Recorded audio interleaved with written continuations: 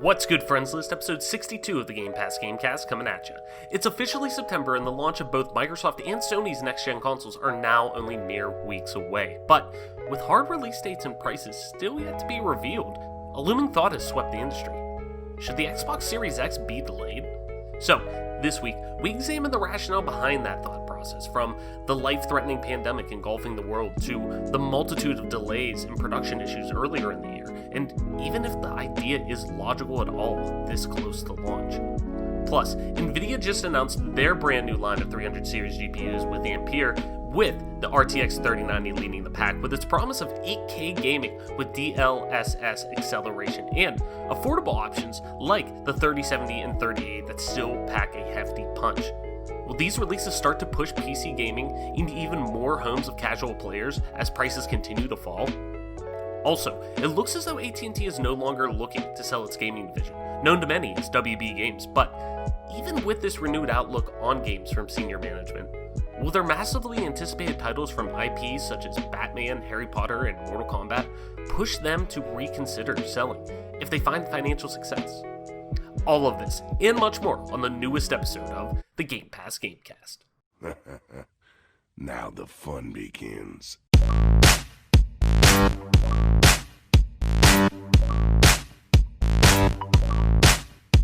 Richard. Stop! You violated the law.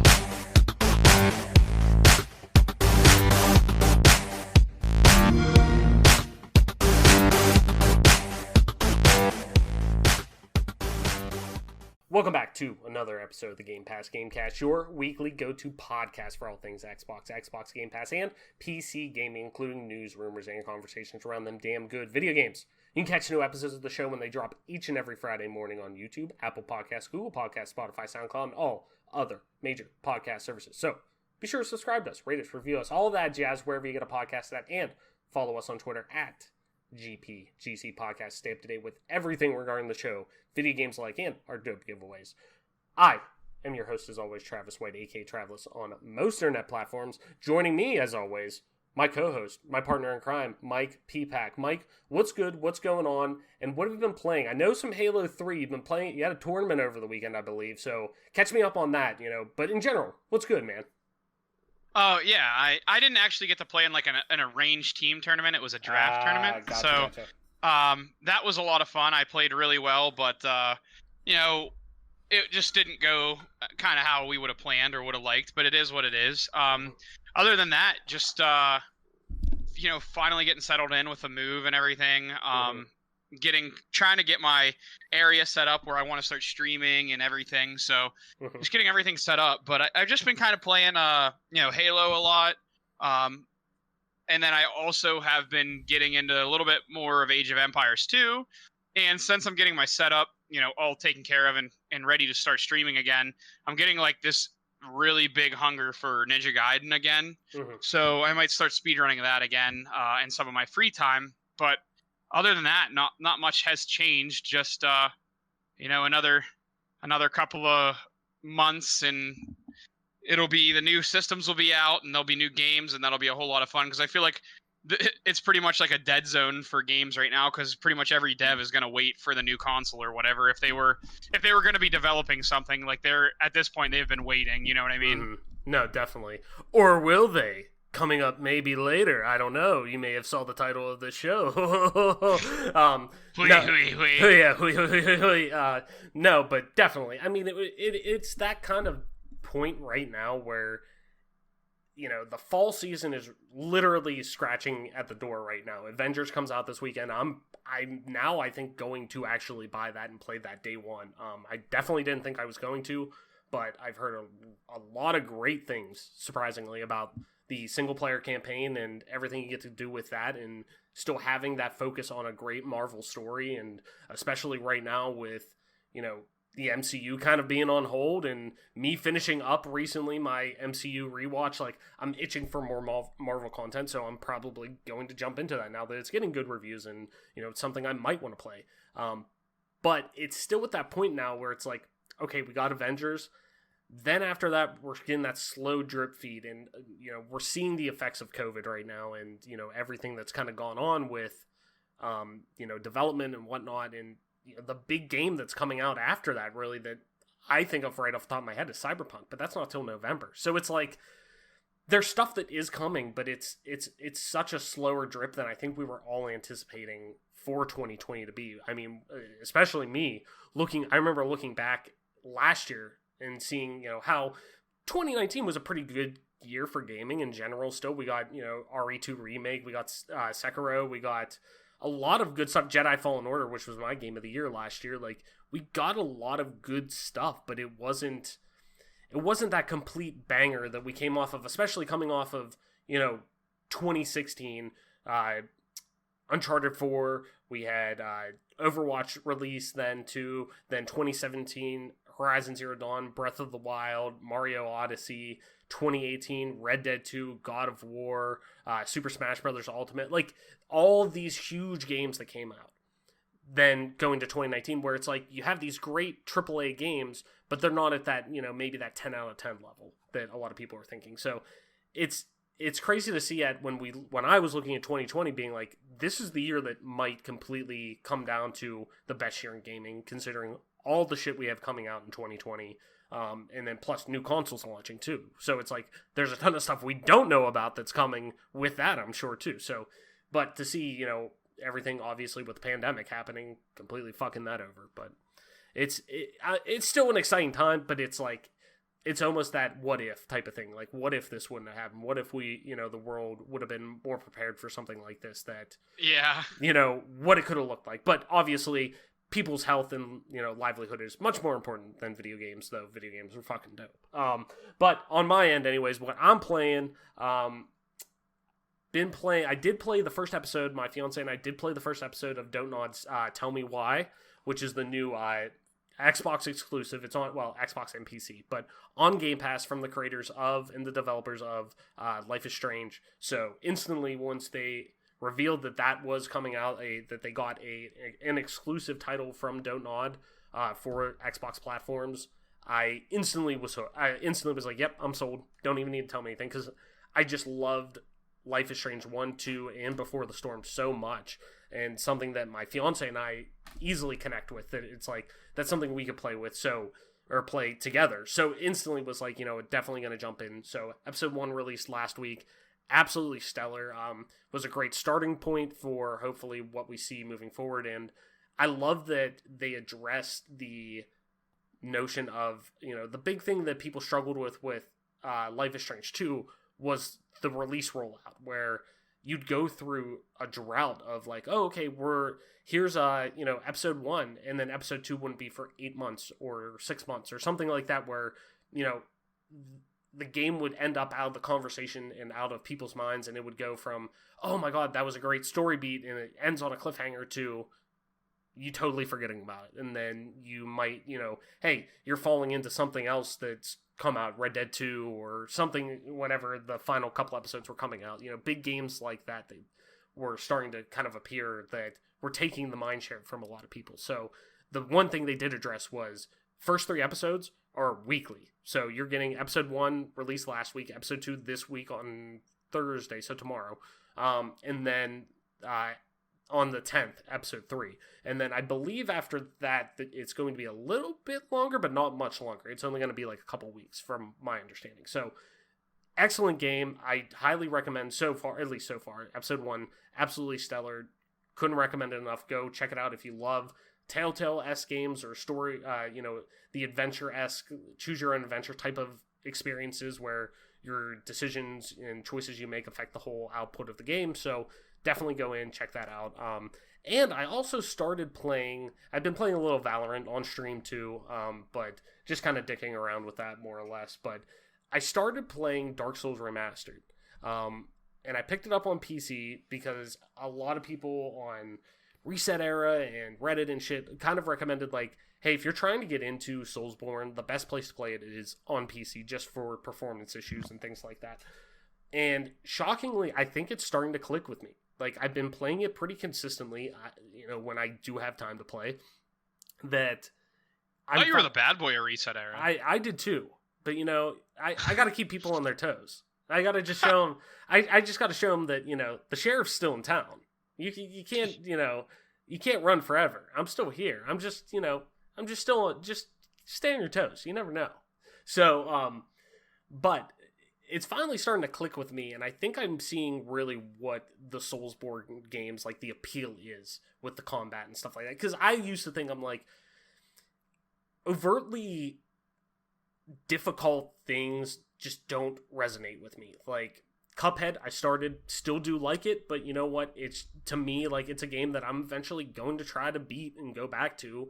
You know, and I'd like to do that on stream, to be honest, but it's a game that just is difficult at times for difficulty's sake. But the thing with Dark Souls that in Soulsborne games, I guess, that I'm starting to realize while playing this is it's all the mistakes or the things that you see that, you know, the way you die or things like that, it's all because you see, like, looking back on it, it's more hindsight where it's like everything you do, you can say, okay, that happened because of this. It's because I did this when I should have done this.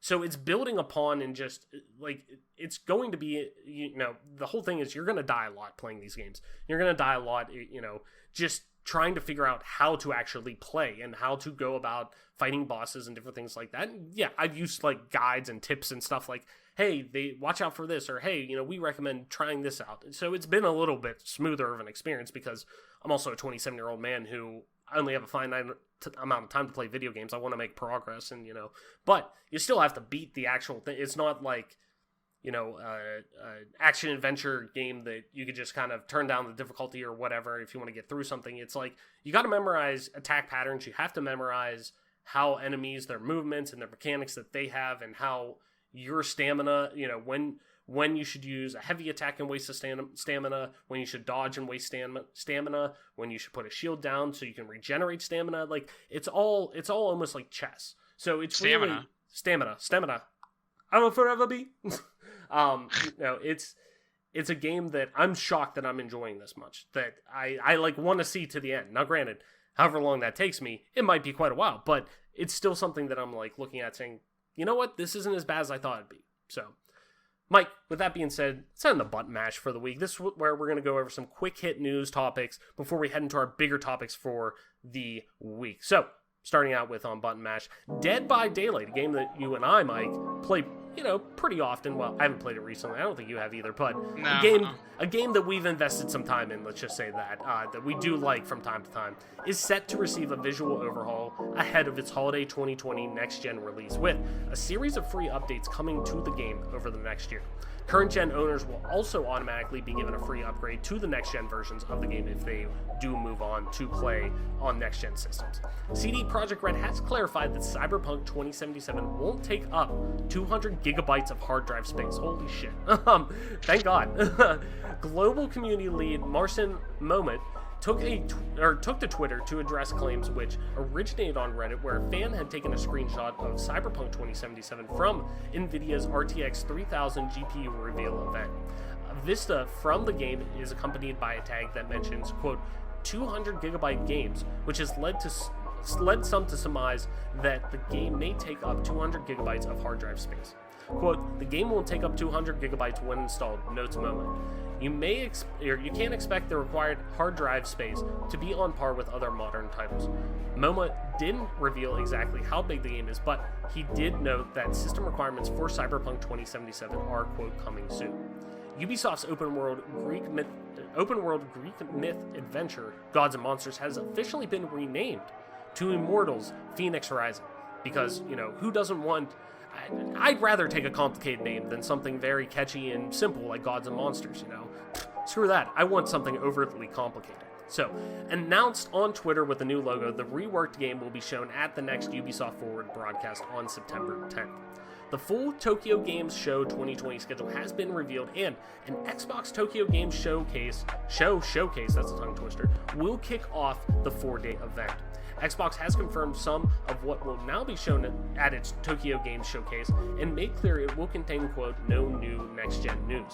In a tweet and blog post, Xbox released a list of what would be part of the show, quote, celebrating Japanese game creators and games, updates coming to Microsoft Flight Simulator for PC, Japanese Minecraft community creative, and a review of first and third-party announcement from recent months.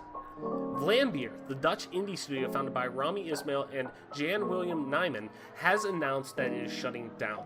The news comes on Vlambeer's 10th anniversary after it was founded by Ismail and William Nijman in 2010 while the two were still students. Vlambeer's 10-year career included hyperactive takes on arcade-style gameplay. In 2010, the duo released Super Crate Box. The team followed with the successful Ridiculous Fishing in 2013, Lovecrafters in 2014, and Nuclear Throne in 2015. Vlambeer confirmed that its current project, Ultrabugs, will still launch, and that there will be select support for former games. Concept art from Halo Infinite, more Halo Infinite news, has revealed a new Elite character in a first look at Mark 6 Generation 3 Spartan armor. In the August edition of Cannon Fodder, a Halo Waypoint blog series diving deep into the lore behind the Halo universe, we were introduced to a Shanghai warrior called Jaga Randomna. I hope I didn't butcher that. It's Sangeli. Sangeli. That's what the elites are. Yeah, they're Sangeli. Well, I am a fucking idiot. So. Yeah, come on, Halo fan. Yeah, I know. What the hell? Sangeli Big Halo warrior. boy. I know, right? Big Halo fan. Can't even say that shit right. Sangeli warrior called Regna Redomina. I hope.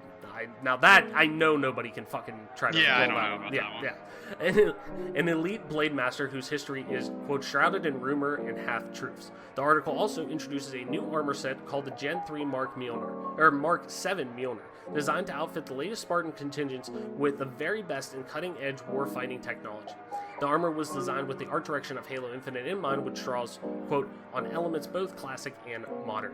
Capcom has revealed that Resident Evil Village, aka Resident Evil 8, will be shown during Tokyo Games Showcase 2020 online, as part of its special publisher broadcast.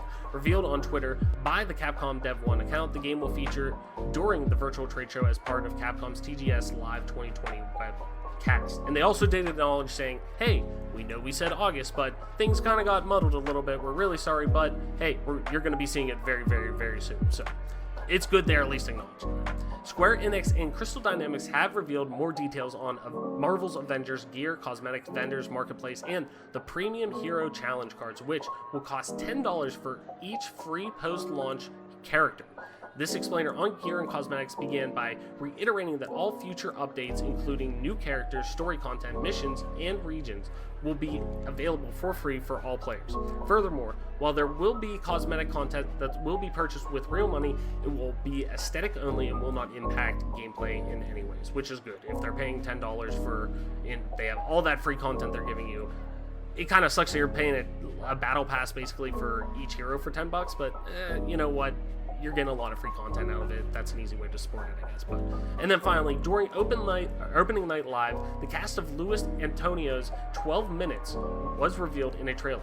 In a brief new trailer, Annapurna's cinematic drama game will feature a voice cast that includes James McAvoy from X-Men Days of Future Past, Daisy Ridley from the new Star Wars sequel trilogy, and Willem Dafoe from Aquaman in Spider-Man, or Willem Dafoe. And he's in John Wick too. In John Wick, yeah, he's in John Wick too, but he's Spider-Man. 12 Minutes is set to have a release date in 2020 and will launch exclusively on the Xbox One, Xbox Series X, and PC. So, Mike, after going through all that button mash news and whatnot, anything stick out to you that you want to touch on a little bit more before we head into our big topics for this week? I would say the Tokyo Game Show, basically the two sections that pertained information with that, basically the Xbox information, with like the celebrating Japanese game creators and games, and also the fact that Resident Evil Village will be shown during that. Like, basically to me, those are two huge parts of button mash, especially like Resident Evil Village. I'm so excited for a new Resident Evil because it's a game franchise that I thought Resident Evil 4 was really fun, but I thought Resident Evil 2 Remake was stellar. And then, I didn't get Resident Evil 3. It kind of had mixed reviews from watching it. I wasn't like that thrilled about it, but I do like Resident Evil 4, and I loved Biohazard. I know you did too. So I'm super excited to see what, Capcom comes up with for Resident Evil Village. So that is super, super big to me. And also like Dead by Daylight giving free updates is pretty cool because it's just a game that I don't think is going to die for a long time. It's like such a advanced take on hide and go seek. It's so much fun. Yeah. It is annoying, but it's also very fun. And then to me, like the RTX 3000 GPU event, like made me want to like basically die because I just updated my GPU. Yeah. I spent as much as the new one's going to be. Right. And I want you to talk about that. We're going to have that in our bigger news topics because I have that all written out. Because I do want you to touch on that. And I don't want to make you feel bad about that, but man, I do feel bad for you about that. Yeah, man. it's like the worst thing ever. But yeah, I mean, those three things are pretty much the biggest deals to me personally. Obviously, the news with Willem Dafoe and Daisy Ridley, super cool. Don't get me wrong.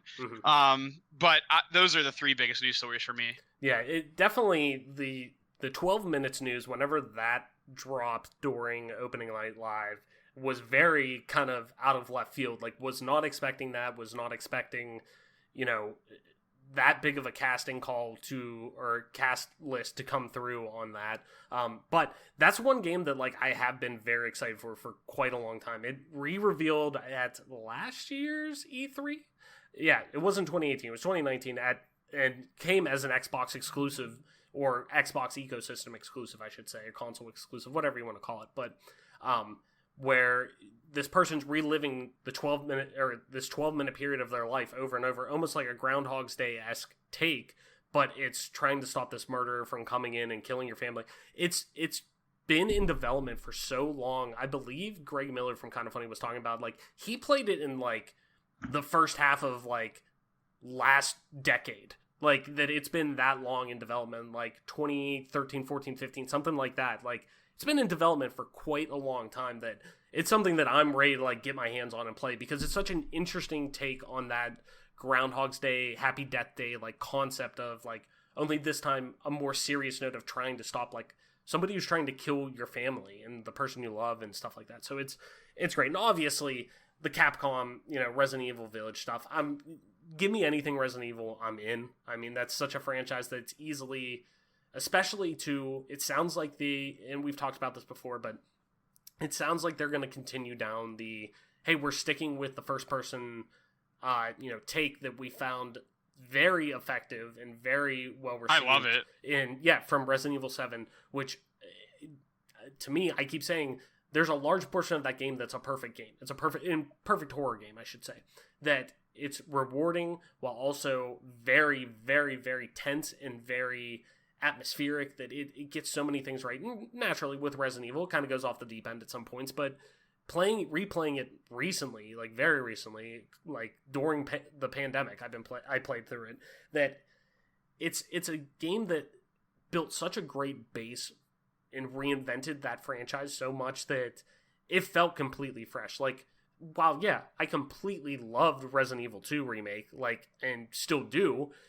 it's great to have that split, or that, hey, this franchise is multifaceted. You can go in different directions.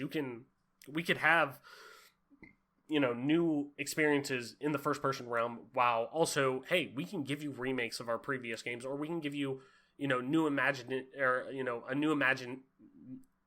whatever I'm trying to say, new take on... Newly imagined, yeah. Yeah, newly imagined, that's it. Like I said, words are tough sometimes, and I'm not very bright with them. So, but we can have those experiences for you, and both of those can still live in the ecosystem, and both people can... It seems like the fan base seems to just enjoy both, and not like, oh, we want this, oh, we want that. Like we see with Halo, and oh, we want classic Halo, oh, we want... there's some people who are like, oh, well, we like Halo 5's multiplayer. We want to continue with that and Advanced Moon and blah, blah, blah. And it's a fan base that's split, but only this time it seems like it's a fan base that likes both things, that are cool with both things existing, because it doesn't seem like one is pushed over the other. So, to me, it's all good news with when it comes to Resident Evil and them continuing that style, and I'm very excited to see what they do with the village take of it. Like, sign me up. I'm still so just fucking excited for that game. I'm just excited to get more, to be quite honest. So, Mike, let's into our big topics for this week, and I wanted to start off not with a news story, but more of an editorial. And it kind of talks about what we, obviously I jokingly said at the beginning of the show, like dun dun dun, or will they? Talking about what would, a delay for next gen do, and what would kind of like that look like, and is that even possible type of thing. So this comes from Ethan Gotch over in Kotaku, and it's a editorial called Maybe Just Delay Next Gen Already. As always, the link in the description. Go over there, give Ethan a click, and all of the authors whose articles we come through and talk about on here, they will always be in the description of this episode. Make sure you go over there, give clicks, views, all that jazz. It does really help supporting them. So the Xbox Series X comes out in November, probably around the same time as the PS5, if Sony ever gets around to announcing its release date. But they don't need to come out then. In fact, maybe it would be best if they just were delayed until sometime next year. Lately, I've been waking up every day in a weird mental vortex where time has no meaning. Memories of the past, aspirations for the future, and anxieties about the present violently collide with one another, all while I'm pouring boiling water over coffee grounds and slicing up strawberries for my always famished 1-year-old in what feels like a never-ending loop. Nowhere in this psychological miasm are the words PS5 or Xbox Series X. My default programming during these times tell me to keep calm and carry on, but every time I remember that two of the biggest video game companies are in a months-long marketing duel to be the place where the most people play Call of Duty for the 16th year in a row, the programming crashes. 2020 feels like a whole lot of things, but the start of a new cycle of more powerful gaming hardware is not one of them.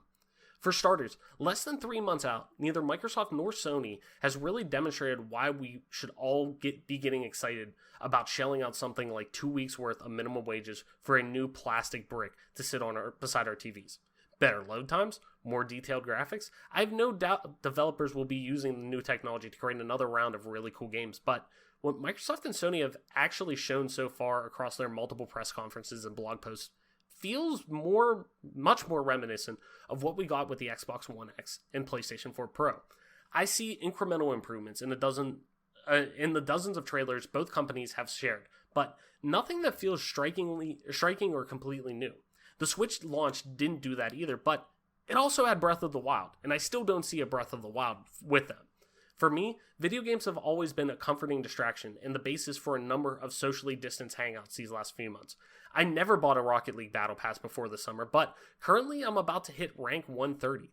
The 30 minutes I get to spend every few nights catching up with friends while driving a giant ball across a futuristic stadium have become an important part of my self-care routine.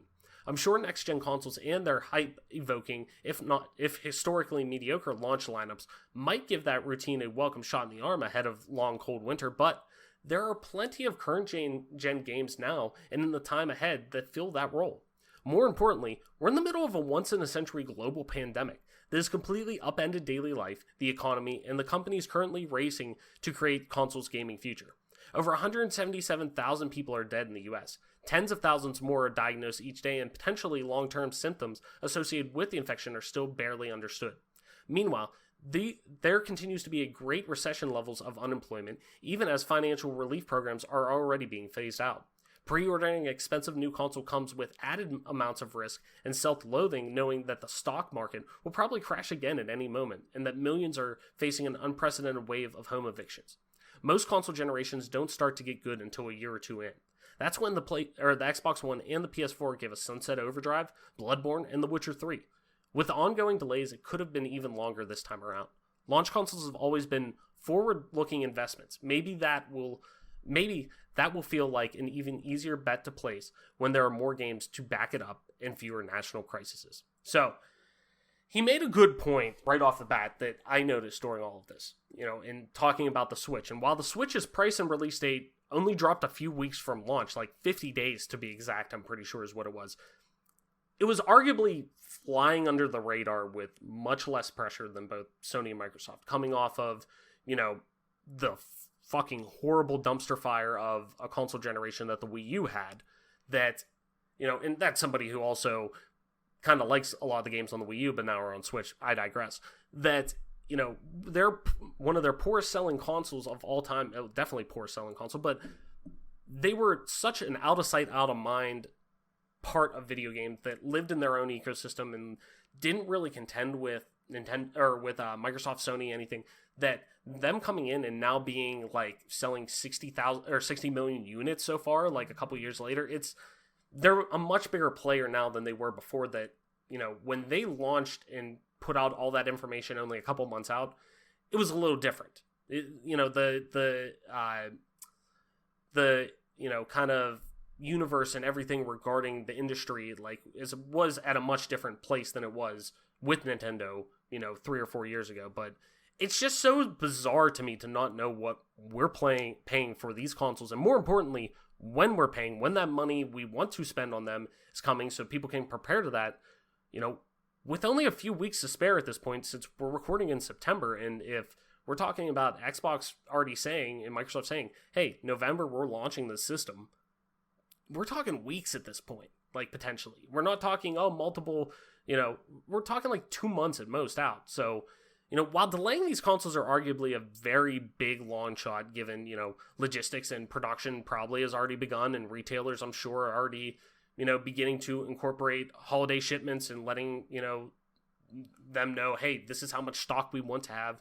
You know, Mike, would a delay of next gen kind of make the most sense given the state of, well, fucking everything in 2020 for both consumers and hardware manufacturers? I mean, even if it wouldn't, you know, feasibly happen at this point, would it kind of make sense for that to happen?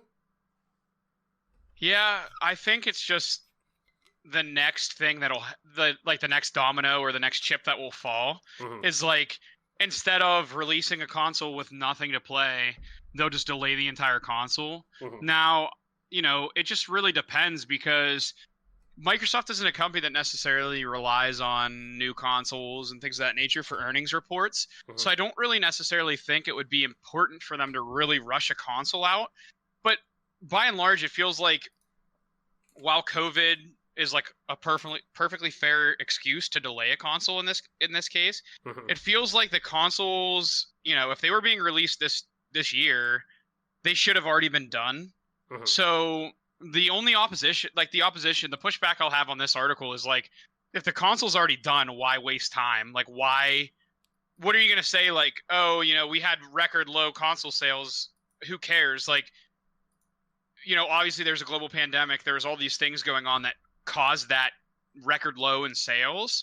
So I feel like for every reason that maybe they should put off the release, it almost feels like that's why they should release it too. Like, who cares? You have excuses for if it sells horribly or this or that. As far as consumers are concerned, like, there is a lot of, you know, global implications. There's a lot of people in America that are feeling the hurt, but there's also people out there that this might be what they're looking forward to. And this isn't me being like a corporate sellout, because I don't really care if the console releases or not. It would give us a whole lot to talk about, but overall, I think that it would just make a whole lot of sense for the systems that come out. Clearly, they haven't released prices. They haven't, you know, given us a really an idea of like what to expect per se. So that is a little bit concerning and interesting. But, you know, I'm not going to be completely and totally shocked if it's delayed. But also at the same token, the ramifications felt from the COVID, as far as economically speaking and just livelihoods, like, that's not going to be like magically better next year. Like, it's not going to be magically better over a few months. So like, 100%. Why bother waiting, you know? So totally, like, great article, interesting read for sure. But to me, it's just like, I don't know what the point of waiting would be per se. Yeah, it's such a big odd ball of wax to even approach. Like, I kind of thought about, you know, people had brought up, you know, when the pandemic was going on, first starting, I should say, because obviously it is still very much going on, and it will be for quite some time. Shocker. I know it's hard for people 50 and over to believe, but there's still a fucking pandemic going on, and it's going to be here a while, so buckle up. But point being that, you know, people talked a lot about when the pandemic first hit and saying, oh, how is this going to impact next gen? And people did bring up, okay, well, I could potentially see next gen just being delayed, because you got to think too, for a lot of the games that are coming out, and granted, a lot of people do bring up the point of launch lineups being weaker, and we don't truly see a console find its footing and see the fruits of that labor for what this console could actually do until a couple years in, maybe like, a year and a half to 2 years or so. And I totally agree with that extent, because developers get more familiar with the hardware that they have and they've been developing on, and they're able to find shortcuts and things like that to make the development much easier and get much more out of the hardware that they have. Totally agree with that. But this time around, it felt a little bit different with what they were doing with launch lineups. And granted, we've seen now, obviously, Halo Infinite move to 2021 and bounce, and I totally agree with that. Make sure, hey, I'm for the added measure of measure twice, cut once. Make sure you get it. I'd rather them take as much time as they need to get it right than them rush it out just to meet a console launch. So I totally get that, but this time around, it did feel a little bit different. Of, okay, we're gonna get a brand new Halo experience that is kind of crafted around this system in a way, and it's going to take, or more, taking full advantage of this system. Even on PlayStation side, hey, we're getting Miles Morales, we're getting, granted a 1.5, Spider-Man 1.5 or something, not a full-blown sequel, but we're getting still a fully fledged, Spider-Man's game that's starring Miles Morales, and getting that, that Ultimate Spider-Man run of a story almost. It's like, that's so much more impactful than, just thinking on the PlayStation side, a Killzone, or even, while I love Infamous, an infamous Second Son, where you're getting something huge like this, like right off the bat. Even Ratchet and Clank's in that launch window. And on, Xbox's side, we're seeing stuff with, Hellblade, the follow-up to Hellblade being kind of placed there, and we're seeing, bigger games around Microsoft kind of be touted of, while it's, hey, this isn't, all our games are going to be able to play for the next year or two on Xbox One as well, they're still going to get to take full advantage of the Xbox Series X. But we've seen a lot of those games start to slip. We're seeing games start to fall out of those launch lineups where it's like, okay, we're buying into these systems. At what point is it, okay, cool, I'm buying the system. And granted, for Xbox, you have this back catalog of all the stuff that you could play and whatnot for, thousands of games at launch that they're promising, from their backwards compatibility catalog included, which is great. But most people have, if they're buying an Xbox Series X, they probably already have an Xbox One. And vice versa. They probably had a 360. They probably have these games that they could play at any point. What's the point of buying that new console? Outside of, sure, you're going to get the tech junkies, and we're still going to see people go and gobble up these consoles at launch. Like, they're going to sell through the stock, but the stock's probably going to be a lot less than what we had the first time around. Now, granted, it might be a lot like Nintendo, where they kind of control demand with the stock. They do their, where they do their fake, whatever they call it, scarcity. The fake scarcity. Yeah. So it's like, I could see that happening, where only this time it's probably not as fake, where we're gonna have production issues, but because they talked about that. I mean, when this stuff all started going down, we saw Phil Spencer come out and say, yeah, we may not, I believe it was Phil Spencer, or somebody within Microsoft, but I could have swore it was Phil Spencer. I'll have to try to find the quote before the show's over, but somebody coming out and saying, like, hey, we're going to have, games that are coming out, sometime this year, within 2020, still have a decent chance of hitting, but like, it was Jason Schreier who said it. I don't know why I thought Phil Spencer said it, but Jason Schreier came out and said, like, games that are coming out in, 2020, they probably still have a decent chance of coming out and releasing and whatnot, but 2021 after that, games that are like still in the, towards the outskirts of the launch lineup, and we get into maybe the meat of this console, that it's like, those games, you gotta think, people aren't going to be able to get in and do mocap for games. People, they're going to be able to do voiceover from home, which is great, probably, but there's going to be complications with that. There's going to be development complications from doing that on a large scale, and we're talking these big AAA, blockbuster games that we're pushing out from, the 343s, the Coalitions, the Obsidians. No. We don't talk about 343 on this show. No. That's 343 bad, Bungie good. But it's these big studios like that have these games in the pipeline, Ninja Theory, where, these games, you're not making necessarily an indie game that has a smaller footprint, and not that I'm saying indie games are bad by any means, I'm not saying it like that, but games that are tend to be less graphically demanding, games that tend to be less, worried about immersion and things like that, where their file sizes are a lot more compressed and smaller compared to these AAA games. Those games are able to survive a little bit by working from home. Those are where you see the indie developers work out of their house and work out of their garage and yada yada, and there's only a handful of people working on them, and they could do it remotely. But when you have a studio with hundreds of people and you're working on a game that, certain assets, maybe gigabytes worth of data that you're trying to transfer between people and whatnot, that's where we get into the weeds. That it's like, stuff like that's all pushed back then. Like, the timetable of stuff is pushed back. And, like, when we get to that point, and we roll to November now, whenever you're imagining these consoles, for sure Xbox is saying, hey, we're coming out in November. And PlayStation supposedly the rumor is right around there as well, which I would imagine so. But what's the point of buying them? Like, there's not going to be a ton, there's not reasons to really rush out there and buy these systems and spend the $500 when we're in an economic crisis here in the US. And granted, starting to look a little better, but those are jobs that were furloughed that are starting to ooze back in a little bit.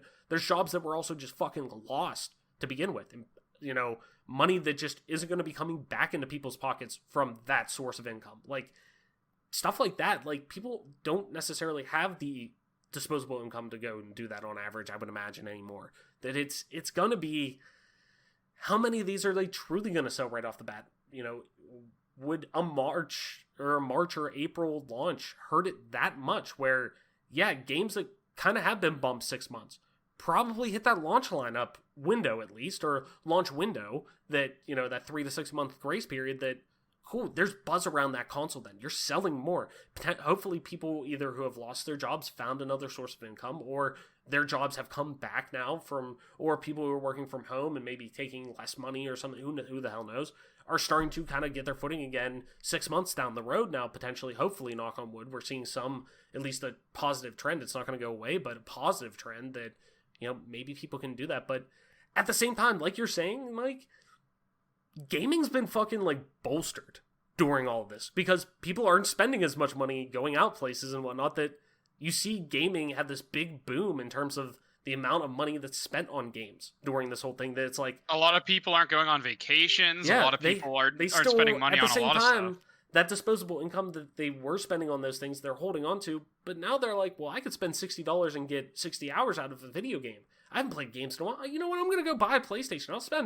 I spend $400, but that $400 carries me for 3 or 4 months worth of entertainment. Then I go buy a couple of more games. Like, that's a great deal. That's a great investment. Like, you're seeing more people do that. So it's like, gaming's flourished under this, which you would think so. People are stuck inside and whatnot, but, like, from bringing new people into, it's flourished, which that kind of leads you to, like you were saying, why not release them? Why not? If you're able to, why not? It's such a weird ball of wax. I personally don't see, obviously, I don't see them delaying them. They've already said, like, they've already planned, hey, the marketing and everything has been built around holiday 2020. In Xbox's case, hey, we're saying November now. Sony, I'm sure, is not, you would hope, not far behind, but, like, at some fucking point, they gotta tell us how much we're spending on these consoles and fucking when they're coming out. Wouldn't you think? I mean, holy shit. That's a pretty big deal. I just don't understand, like, from a marketing standpoint, like, at what point does, like, the consumers are already to this point, but, like, people are already pretty much like, okay, like, I don't give a fuck that it's going to load faster. I don't give a fuck how many teraflops this has. I don't give a fuck. I don't give a fuck. I don't give a fuck. Just tell me how much I'm going to spend. Right. Like, I don't care about any of the other bullshit. How much am I looking at? Right. You can't keep saying, like, oh, it's going to be the best place to play these games and this game and that game. And, like, cool, I don't give a fuck. How much am I spending? Like, I don't care. Just tell me how much I owe you, period, Right. And it is goofy that we haven't heard this information yet. No, and that's what boggles my mind, is that you would think, okay, so you would imagine that both Sony and Microsoft, Phil Spencer and what's his name over with Sony, God, it's on the tip of my Jim Ryan, are both saying like, okay, we're committing to holiday 2020. Given the pandemic, you know what? Production hasn't been as bad as we thought it once was. Everything's going semi-smoothly. You know what? We can hit holiday 2020. Maybe we'll dial it back 5% on how many consoles we get out there. But you know what? That's okay. We could still get a lot out there, get a good foothold, and still hit that holiday, shopping window. But at that point, it's like, okay, if you know that, given everything that's going on, wouldn't you want to, like, this summer come out in, like, June, July, maybe at the latest, and say, like, hey, just so you know, yeah, we're still launching later this year. We're not ready to tell you when, but it's going to be around holiday. But just so you know, we're launching at $500. Because both of them are just, I'm sure one's trying to undercut the other. If Sony comes out and says, hey, we're going to be $500, Microsoft's going to come out and say, you know what? Fuck all of you. We're putting the Xbox Series X, we're taking a loss, we're selling it at $400 just to move those consoles. Or Microsoft's going to come out and say, you know what? We're going to be at $500 or even $600, and Sony's going to come out and say, you know what? Fuck that. We capitalized on the $399 price point last generation. We're doing it again. PS5's coming out. You can get in the digital version at $399 or something like that. They're trying to undercut. Each one's trying to undercut each other, and it's getting to this point where it's just a fucking pissing battle, and it's only hurting the consumers because these people want to know, okay, if we can all guess it's probably going to be somewhere between $400 to $600 to buy these consoles. Mm-hmm. Cool, we could still start saving for that, but people just want to know. Like, I just want to know when this console's coming out and when or how much I'm paying for it. So guess what? I can support you. I can go out and give you money, give you my hard-earned money, and save up for it or right. Whatever. I can put money away for it, and luckily, you and I both, we are enthusiast levels, so we'll probably get them relatively early, and we'll probably, at least one of them, or we invest in gaming fairly regularly, so it's like, we're used to that, but we have to think the regular consumer that they're talking to for the most part, that, is the, hey, I only pick up Madden and Call of Duty every year. Those are the only games I play. I have a base Xbox One, and I never thought about getting an Xbox One X, or an Xbox One X or S or whatever, or I got a base PS4, and I haven't thought about it's those people they're talking to that it's like they want that market to, they want to bring that audience in. They want those people to get in as soon as they can. That it's like, those are the people who just want to know in general. Like, getting that out there gets you more, it's at this point, I got the whole thing, okay, they're not ready to, COVID impacts a lot of stuff, yada yada, like, saying, okay, we didn't hear about it in June. Okay, that's fine. It's getting a little late, but you know what? July, that's plenty of time. Normally we hear around E3 time that we're going to hear that stuff, but you know what? We can bump it back with everything. That should be still enough time for people, but at this point, it's pertinent information. This is like very critical information that you need to get to your consumer base. That, to me, just is like, that should be known, I think. That should be known the same time, like, and I think of because of the way Sony revealed and I know this is an Xbox show, but you know what? It's the best example to look at, I guess, when we're looking at these launch lineups. When Sony rolled out, hey, here's PS5 games, yada yada, and at the end they showed the PS5.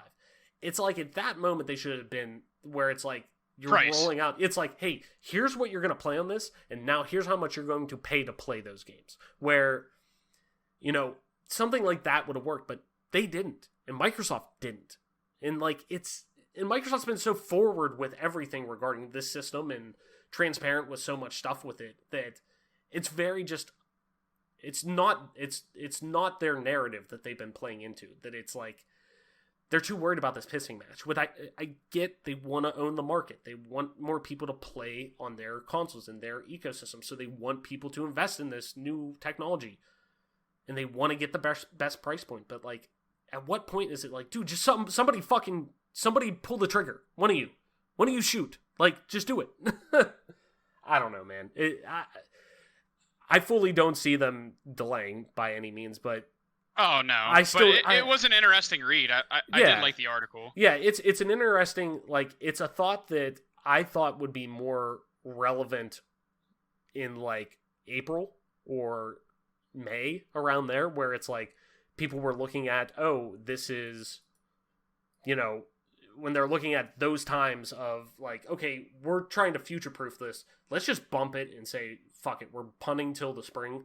But like to try to do it now is, that's a little crazy. But even then, it's like the writing's kind of on these walls that these aren't going to be good launches. Like, they're going to be rough, but I don't know. I mean, fingers crossed. Hopefully everything turns out good for both sides. I mean, I want both, all sects of gamers to enjoy the games that they're playing, but I don't know.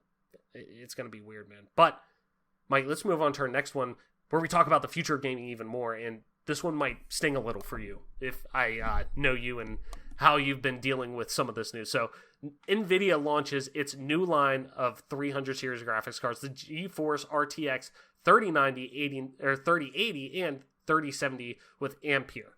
This comes from Lori Grun over on CNET, as always, link in the description. NVIDIA rolled out its new Ampere-based GeForce RTX 3000 series graphics cards with the top-of-the-line RTX 3090 that the company claims can handle 8K 60 frames per fucking second gameplay. I threw the fucking in there, that's a little editorial. Using upscaling in what's called DLSS 8K mode.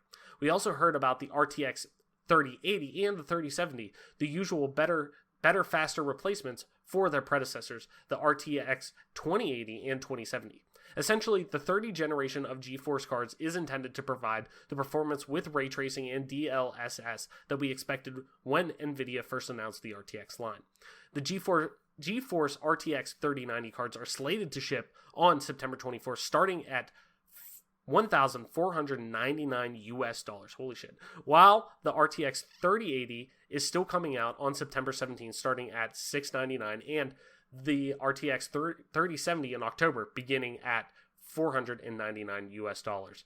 The RTX 3090 is really more of a Titan RTX replacement with HDMI 2.1 and AV1 decoding support, plus 24 gigabytes of GDDR6X G6X RAM or memory and a giant Ampere processor.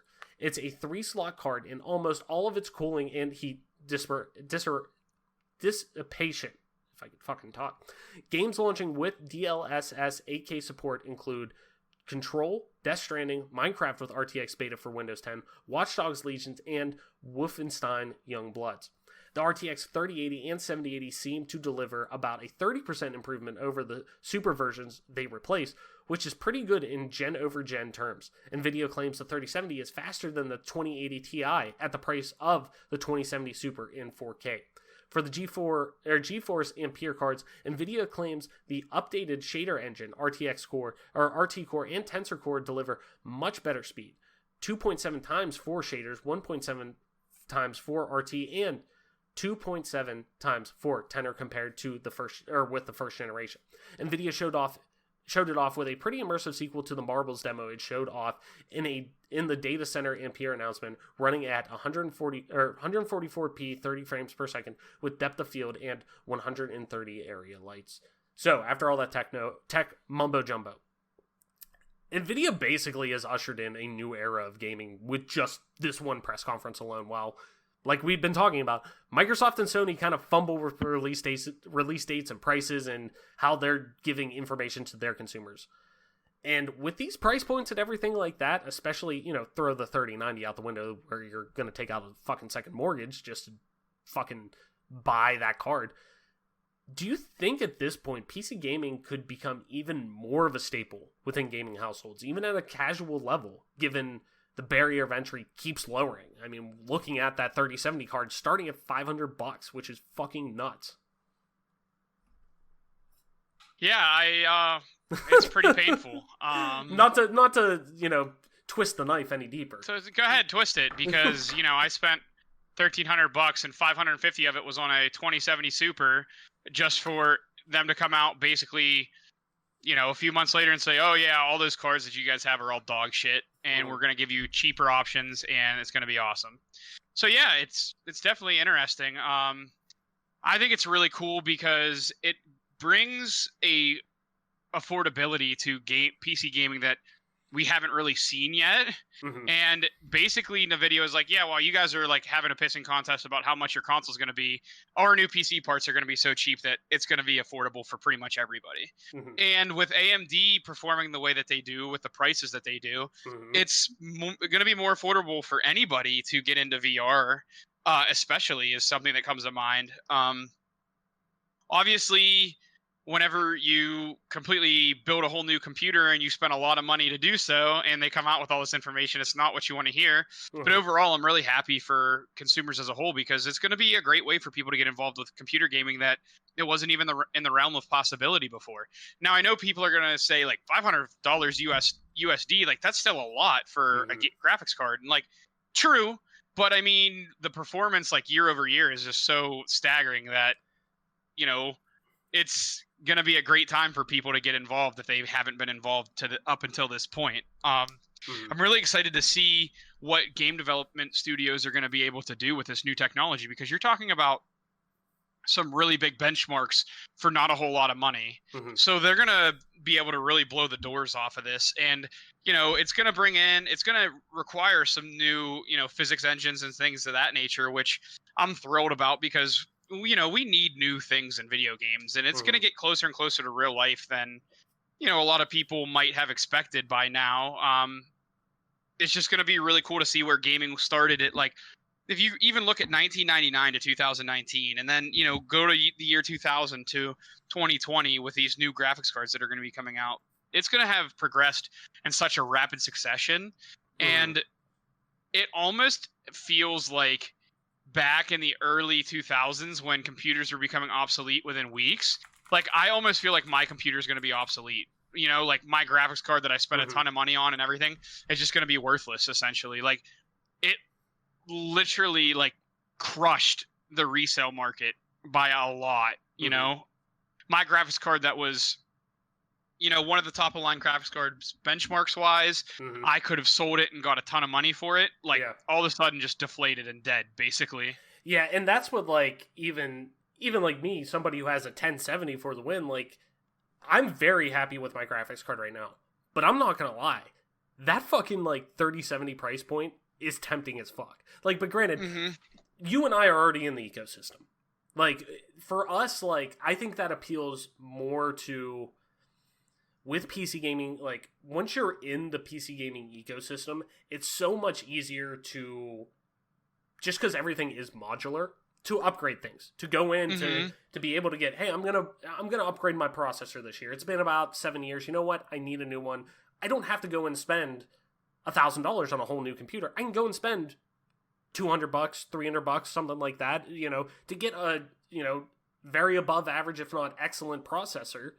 You know, whether it's AMD, and you and I both went AMD this time around, and so far I'm very, very happy with the price to performance on it. But, you know, it's so much easier for us. Like, I think this speaks a lot more. I think we're still at that point where seeing those price points, it spoke so much more to actual people in PC gaming, where it's like, okay, cool, you know, people who already have these full consoles or something like that, they could spend $500 to get that. While, and the techie in me is like very hyped over the 3090. Like the tech junkie in me, when I saw that it's like, hey, this is the first consumer level grade GPU that will let you do any kind of simulated 8K that's available to consumers. You know, outside of like, you know, people who are using, you know, computers to do any kind of like, you know, high-level graphic design, special effects for movies, things like that, like developers, even something like that, like, even then, their computers probably aren't that, you know, sometimes aren't at that level, but, like, where it's actually available to Joe Blow consumer, if they want to buy it and put it in their PC, if it is compatible with it, they can do that for the first time, you know, in a long, first time ever, really. But it's more like, when I see that price point at $1,500, dude, you can get a computer that kicks a fuck ton of ass for $1,500. A whole computer. Yeah. A whole computer. Absolutely. Especially now too. Like you brought up a good point, you know, unfortunately a bad point in your case, like being affected by it, but a good point in the sense of like with those coming out and the price points being achievable for, you know, the above average, the mid-level to above average cards of, you know, and I shouldn't say that, they haven't touched on the 3050 or 3060 or anything like that, but when we're looking at the above average cards starting with the 3070, 3080, you know, those price points being in the realm of like, oh, that's not bad at all. That's very, like, if I want to do a full build even, like, that wouldn't completely break my build, like, and break my budget. Now I can't, like, someone like me who literally got a 2070 Super instead of like a 1080 or a 2080 because it benchmarked just as good, if not better. Like, there is little to no incentive for me to buy a new card. Like, now you've made it to where I cannot sell my card for anything. Right. So I'm not going to, like, try to buy a new card and then resell my card because my card's worth nothing at this point. You know what I mean? Right. So that's the only thing I will say that they kind of, you know, maybe kind of screwed themselves a little bit, because it's like, there's probably going to be a lot of people in my boat that it's like, there's just no point in me upgrading, you know? No, 100%. And as sad as that is, because that does suck. Like, I feel for the people. It wasn't just you that, obviously, being one of my best friends and noticing, you know, knowing you had that computer built and knowing, like, as soon as that info was coming out, you were like, where's the fucking toaster? I'm going to take a bath. Like, you know, that to me, like, it wasn't just you. I saw multiple people, but who were like, fuck, I just bought this like 2 months ago. Like, I bought a 2070 Super 2 months ago, and now it's fucked. Like, at the same time, though, for people, I think this helps for people wanting to get into PC gaming in general. Not just these new cards, but unfortunately, like you were saying, it hurts, like, the resale market, like, for people who have them, because now the price is lower. But I think this opens up more people to get into PC gaming, not just with the 20 or the 30 line, but also, you know, the cheaper end too, and getting in for these cards that are, you know, secondhand. You know, I'm sure my card was at one point, you know, at least $600 or whatever, you know, when it first came out. But, you know, now it's probably only $150, $200, something like that. But it performs still well. I'm kind of in the same boat as you. Like, just because the only reason I'm really considering it is considering buying the 3070 is because that price point is really it's really tantalizing. That's a really good price point. But, like, I get a lot of great performance out of my card still. You know, for you especially, like, your card still kicks a ton of ass. It's like, you probably don't need to. Like, you wouldn't even need to. Like, I really don't, but, you know, with the technology swap, like, it is literally, it's a huge difference. Like, yeah, my card is going to be, like, basically a turd compared to the new cards, you know what I mean?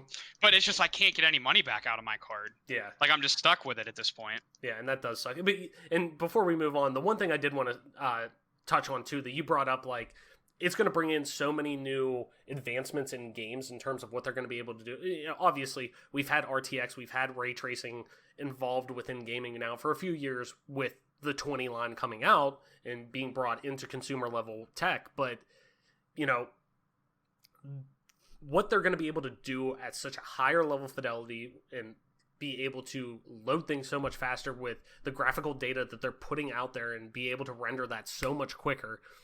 You know, it's going to open so much fucking doors for developers for what they're going to be able to do with games graphically.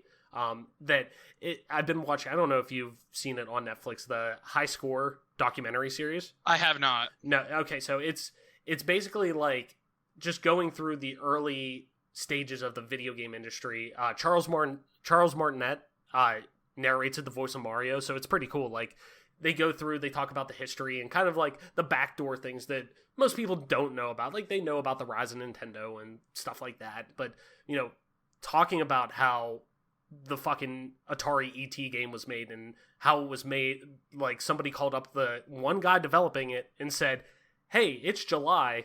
Steven Spielberg wants the game out, or wants the final build of the game in the end of September. Good luck. Like, or it was August or something like that. He had 5 weeks to do it. So it's like, but seeing all these games and seeing how far we've come as gamers over the past 40 years now, pretty much, like, it's just mind-boggling. Like, this tech makes me just so excited for the future. Like, period. Hands down. I think we can all just say that, but even if it is still $1,500 for a fucking graphics card is asinine. It is absolutely. I would never recommend that to somebody who is trying to get into PC gaming. Like when people are like, dude, PC gaming's so expensive to get into. I'm like, kind of, but like you can get a good computer to like run pretty much anything you want in 1080, obviously, with decent frame rates for like not that much money, like comparatively. Right. Then when you want to kind of advance your experience, in terms of graphical fidelity and whatnot, and you want to upgrade to a 4K monitor or 1440p, it's all modular. You can upgrade as you go. It's not a console that you're spending $400 and you're stuck with that for 7 years. Like, you can upgrade it. So, I would just never recommend a $1,500 graphics card to anybody, except if you're, trying to make the next fucking, like, Aliens movie or some shit with crazy graphics or crazy, like, special effects and whatnot. But I digress. Mike, let's move on to our last topic and, I guess, news article for the week here. AT&T no longer looking to sell Warner Brothers Interactive's gaming division. This comes from Adam Bankhurst over on IGN. As always, link in the description. Go over there, give Adam a click.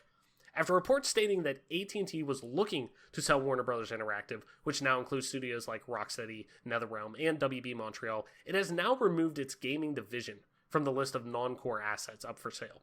As reported by Bloomberg, AT&T has decided, quote, it was too valuable to unload during its efforts to pay down debt and streamline, according to people familiar with the situation.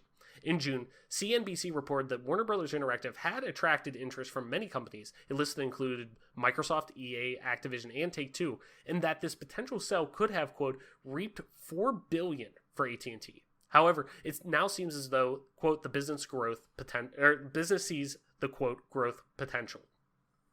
AT&T had been working with LionTree Advisors earlier in the year to explore a potential sale of this gaming division, and the decision to ultimately abandon the sale, which could always change in the future, quote, came amid a turnover in senior leadership at AT&T.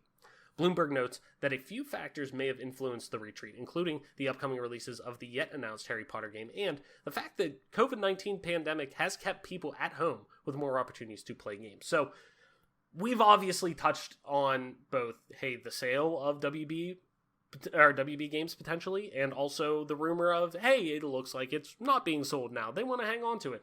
We've reported on all this before and talked about it all before, but it now seems solidified enough to kind of comment on it more. And to me, looking at this, it seems like you think it's valuable? Like, were they just fucking shocked when they announced, when at DC Fandom they announced 2 new Batman games or 2 new DC comic, themed games or, licensed games that people fucking were super hyped about it and ready to throw money at it, and people were super hyped about, the rumors regarding a new Injustice and new Mortal Kombat content that seemed to be coming out. Like, people, like, were AT&T just like, oh, so wait, people buy this shit?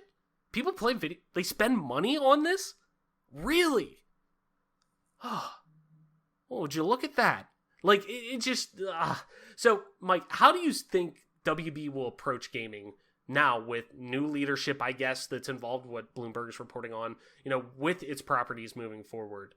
Do you see this as a staple to drive home the idea of more large-scale media companies investing their IP, their licensed IP, whether it be, people like Lionsgate with Lord of the Rings, or not Lionsgate, New Line Cinema with Lord of the Rings and The Hobbit, and, things like that, and acquiring their own IP and investing in gaming, like, or just different avenues of entertainment in general, but specifically, I guess, gaming for this topic. But do you see this as, saying, hey, WB obviously sees this shit's valuable, and we're seeing how much, traction we're getting from a marketing standpoint and probably a financial standpoint come the end of the year, if not early next year, we're going to start seeing that kind of come to be. We should probably get involved with this. What do you think?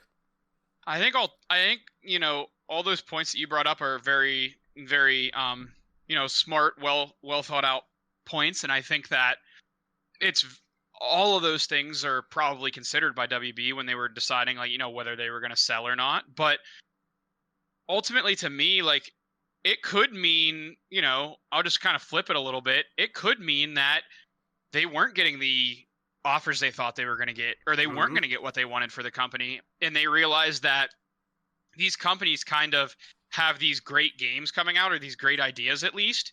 And maybe after these games are released, it could be a situation where it raises the stock of those companies greatly, and maybe they could get what they're looking out of, because $4 billion, I mean, we kind of talked about that on the show, but we didn't talk about like just kind of how ludicrous it really is to think about buying something for $4 billion. That is a lot of upfront cost for something that might never pan out for you. Like, realistically speaking, like, what if Rocksteady or NetherRealm or any one of those studios, which I don't foresee happening, but what if they just like don't make another game that's any good? Like, so, they if they weren't to make another good game and they kind of fell flat, like, that's saying a lot. Like, if every single one of those studios just crashed and burned. But like, at the same token, like, $4 billion upfront investment, that's a lot of money, like, even for Microsoft. So like, what were to happen if they went away? Like, a studio that comes to mind is like Westwood Studios. They made a lot of great games back in the day, and eventually, EA acquires the rights to Command and Conquer and things of that nature. But like, Westwood Studios just goes away. And it's like, yeah, it might be far-fetched to think like a studio like NetherRealm and Ed Boon and them would like just go away. But at some point in time, like, Ed Boon's getting old. At some point in time, he's going to ride off into the sunset. And I know he still has drive to make games and he still loves what he does. But like, realistically speaking, all it would take is like one or two of those studios to completely flop, and your $4 billion is just gone, like, pissed away. Yeah. So like, to me, it's not even about how much WB really or AT&T realized that it's worth. I just think it's a situation where they might not have gotten an offer they liked or an offer they thought that was fair, and they're going to hold on to it and see what after this next few months, like, we could see next year them in the same spot trying to sell again, but this time with a lot higher stock because a couple of games came out and were bangers. You know what I mean? No, definitely. And that's why I kind of think just like a devil's advocate flip of the story, 100%, dude. I love that approach because, that pulls on a thread of, okay, yeah, I totally don't think that them selling is completely off the table. Like, I think that's like, and you know this just as well as anybody, like, the world of business, man, anything's possible. I mean, especially in a capitalist society that we live in right now where everything has a value on it, like, WB, the giant that they are in media, if somebody comes at them with an offer of, even if it is, they're saying, oh, they could have got $4 billion or something, they wanted $4 billion. If they came to them and said, here's $3.5 billion or here's $3 billion, they're going to fucking listen. Like, they're going to at least, like, be like, okay, well, I thought you guys were done. You don't want to, no, we'll talk. Like, it's not off the table, 100%, especially, like you're saying, too. These games that are going to be coming out, Gotham Knights, which looks fucking fantastic. Suicide Squad killed the Justice League. Looks fucking fantastic. Not to mention rumors of Ed Boon coming out and hinting at Injustice 3. Also, more new, like I said, more Mortal Kombat content coming out. Plus, the fucking, almost the ace up the sleeve in a way, or the thing that nobody's really talking about anymore because it popped up, on the old, mean streets of Reset era and Reddit and shit like that from a focus group, the Harry Potter game that is unannounced. That's definitely a real fucking thing. That is a Warner Brothers games property. Like, that's coming out. That is a thing. People are fucking jazzed about that. So, it's gonna happen. Like, stuff like that. If those come out, all of those will. Obviously the first two for sure. And then, another Injustice is definitely coming. The Harry Potter comes out. They come out and they crush. Like, maybe they don't sell, but maybe they do. Maybe they look at it as now, okay, well, now it's worth even more. Like, now somebody really wants to come. But at the same time, like, to me, it's like, if I'm WB and I have all of these ridiculously popular IP and licenses that you have, even if like they were saying, the sale wouldn't have included the Arkham IP or anything like that, they could still work deals with them to get that shit. Like, you're still getting these developers that, the gaming audience and the gaming industry and people know now. Like, gaming's getting to this point now where it's like, a movie from, like, it's like people with, like, man, I love Christopher Nolan movies. I'm gonna go see Christopher Nolan. Hey, I love Quentin Tarantino. I gotta see his new movie. gaming's gotten to that point now with a lot of its audiences where, oh, it's a Naughty Dog game, can't wait to play that. Oh, it's a Bungie game, can't wait to play that. Oh, it's a 3-4. No, I'm just kidding. But you know what I mean. Like, it's at that point where it's like, okay, we're gonna have, or we'll have X developer mean so much and make Y game that people love so much that they just know that, okay, they're putting out that game. Blizzard's putting out Diablo 4. Like, people who love Diablo 3, like, they know that, oh, Blizzard's coming out with another one. I'm hyped for it. So, like, there's a lot of namesake to that. So, I don't know. Let's put a small bet on it, I guess. And I guess we don't have to put any money on it, but I'm curious. I think we're going to hear about them potentially selling. If things go good, if things go at least decent for these next couple launches, I still think they're going to mention, like, oh, the sale of WB is still potentially on the table. They won't be, more tongue-in-cheek, I guess. Mm-hmm. What do you think? Yeah, I definitely agree. Like, basically, I mean, I don't know. I feel like if it were to go for sale again, which it very well could possibly do, I feel like it would almost be like a clown show circus if they, like, announced that it was going to go up again, even though they, like, want people to know. I think it would be like, you know, they might revisit a company that sent them an offer before and be like, okay, now this is how our games look now. Are you sure you don't want to offer it? You know, or you sure you don't want to up your offer or whatever? You know what I mean? Right. No, that's very true.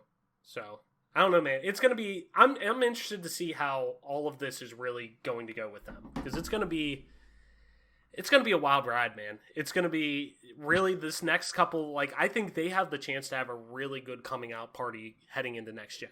Like, I really, really do. I think they have a really good opportunity to, since WB Games in general, like, Rocksteady's been sleeping a little bit, WB Montreal's been sleeping a little bit, you know, granted, NetherRealm's been crushing it this past gen with both Mortal Kombat entries, Injustice 2, like, they've been crushing it, but we get to see some of these other IP hopefully get involved. Now we're seeing this long-rumored Harry Potter game that's obviously not going to be coming out until next gen now, so, you know, stuff like that. I think they have a great foundation set heading into next gen. So who the hell knows, man? It's going to be, all I know is it's going to be interesting. They're one of those publishers that I'm actually, like, really rooting for to kind of get their shit, especially now with new, you know, senior management involved with them and whatnot, seeing the value in gaming, hopefully, from what it sounds like, and the business growth potential, but that's more so in just seeing how much video games, like, are part of pop culture and infectious in pop culture now, that it's like,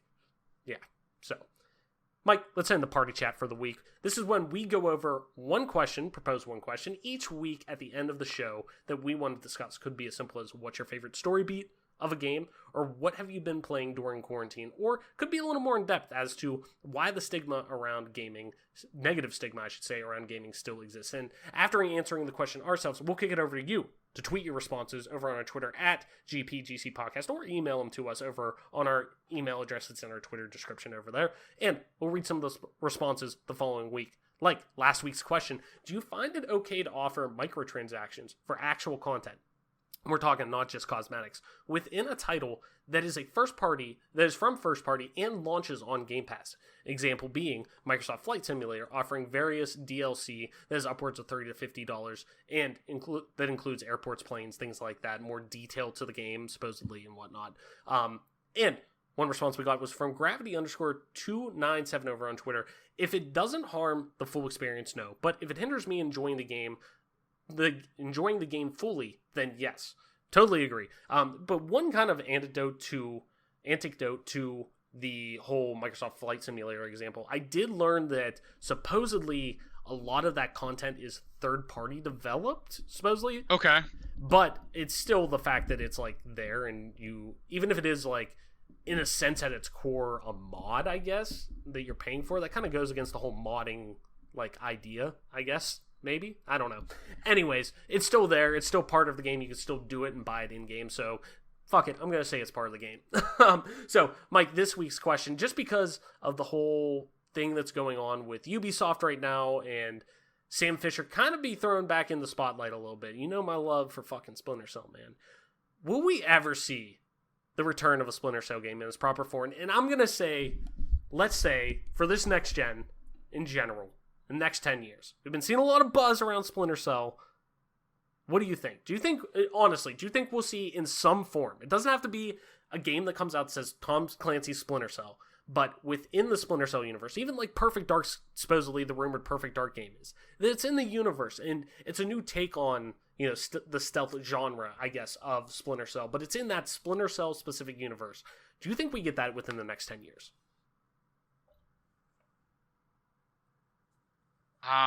Don't fuck with me on this one. I'm kidding. I really wish we would. I'm afraid probably not. I'm still waiting. In my heart. I mean, I'm not trying to be that guy and just keep banging this drum, but like I'm still wishing for like an actual like regular Rainbow Six game, not like the Siege game. Not that it isn't a good game, but it's just like not what I want, basically. Yeah, I mean they cashed in on the CS:GO, you know, popularity that they, you know, was the buzz around when that game was getting developed, when CS:GO really kind of found its footing and took off, like, and became a mainstream esports title again. Like, they wanted to cash in on that, so they made a Rainbow Six game that is set to play more like a CS:GO, you know, only with abilities and bullshit like that, like Overwatch almost. But I digress. So you're saying no? No. I just don't think the money's in it for Ubisoft to do it, or else they would do it. You know what I mean? Yeah. I mean, I go to bat for Ubisoft usually because I think. I mean, I'm not saying they're like a scumbag. No. I just don't think they. I just don't think they want to do it. No, and I don't think either, because I feel like if they wanted to, they've had him. Like at first, whenever they first threw Sam Fisher into Wildlands as that like DLC or like season event or whatever you want to call it, I thought, okay, they're dipping the toe in the water. They're just seeing if people like still fuck with Sam Fisher in a way. Like maybe there's somebody who has worked on, you know, a concept for this game. It's been in pre-production, but you know what? Let's see how you know, everything goes with that. See how people react to that, and if people don't, cool. We'll pivot that concept of that game and we'll put it into another franchise or something like that. Happens all the time in game development. Totally get it. But then we kind of see him in all this other random bullshit that Ubisoft does, like their mobile games and whatnot. And to people like mobile games, no hate, but I'm just saying, like, he's being shoehorned into 6 different other things, even though I do want to play him in Rainbow Six Siege, because I still do like that game.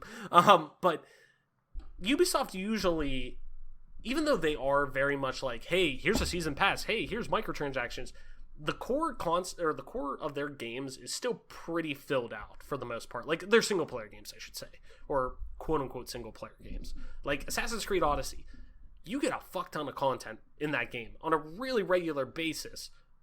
You do also have the season pass. You can buy microtransactions, and they do make money off of that, but you get a fuck ton of that stuff.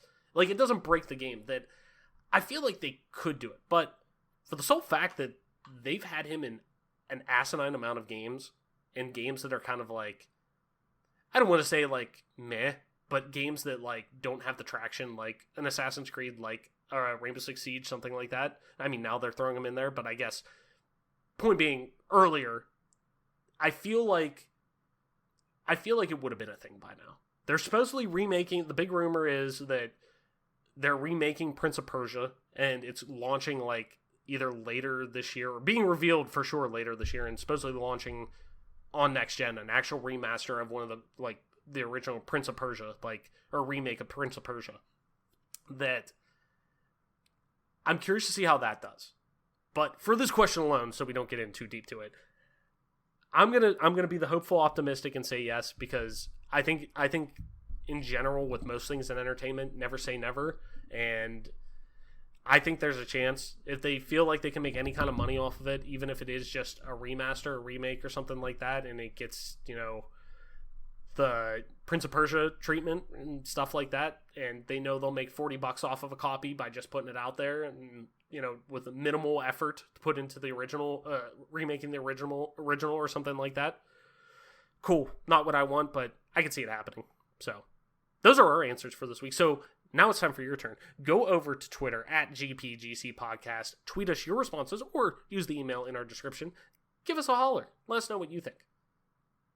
So, Mike, with that being said, that's going to do it for our episode this week. Why don't you tell people where they can find you on the interwebs? Talk about everything we talked about, whether it's the thought of even trying to delay next gen, whether it be how, unfortunately, the timing of the new NVIDIA graphics cards coming out don't necessarily sit well with you, or just in general, everything we talked about, WB Games, Splinter Cell, all that jazz. Where can people find you on the internets to talk about video games?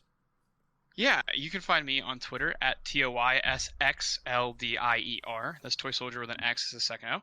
And then you can find me on Twitch at MP_Toy Soldier. I swear I'm going to get back on that grind a little bit. It's just been a rough probably like a rough month for me. So I swear I will be back on that soon. Yeah, you've been busy as fuck, man. Either moving your your girlfriend and, you know, getting her settled in the house you guys have, and then you moving out of her place and getting, you know what I mean? It's just been a lot. Like, I don't think anybody blames you on that one, you know. Video games are awesome, but sometimes life does get in the way, and, you know, living is kind of important too, you know. So, and I know all about that. I had my first stream when was that? Monday. Yeah, Monday was the first time I streamed in a long time, because I finally got everything set up, and I was like, oh, fuck, I can actually do that now. So it was nice to actually do that. But anyways, as always, I'm your host, Travis White, a.k.a. Traveless, on most internet platforms, including Twitter at Traveless_, that's TRAVLESS_. You can also find me streaming now, once again. I'm thinking of doing like a Monday, Wednesday, Saturday morning type of thing, but Monday, Wednesday will be at night. So if you're listening, well, if it comes out now, just forget I said anything. I was going to say, if you're listening to this now, you can watch me tonight. Clearly not. That's not the case. But no, Monday, Wednesdays, and Saturdays look to be the tentative schedule for now. May bump back a little bit if work picks up a little bit more. May bump forward if work, you know, stays kind of quiet in the world of college athletics. So who knows? We'll see. Anyways, but you can find me over streaming on there from time to time at twitch.tv/Traveless_Satan's Twitter. And if you want to just play some video games with me over on ye old Xbox Live, you can do so at just regular Traveless. That's TRAVLESS, no underscore. And that, ladies and gentlemen, has been your newest episode of the Gamecast, your weekly go-to podcast for all things Xbox Game Pass, and PC gaming, including news, rumors, and conversation around them damn good video games. You can catch new episodes of the show when they drop each and every Friday morning on YouTube, Apple Podcasts, Google Podcasts, Spotify, SoundCloud, and all other major podcast services. So be sure to subscribe to us, rate us, review us, all that jazz, wherever you get a podcast at, and follow us on Twitter at GPGC Podcast. Stay up to date with everything regarding the show, video games like, and our dope giveaways. With that being said, that's it for the episode this week. That's it. Done. Closing time. Mike, thank you so much for coming through. And thank you, everyone, for listening, sharing, and being a part of our growing community. Game on. Wash your hands. Listen to the doctors. Black Lives Matter. And we will see you next week.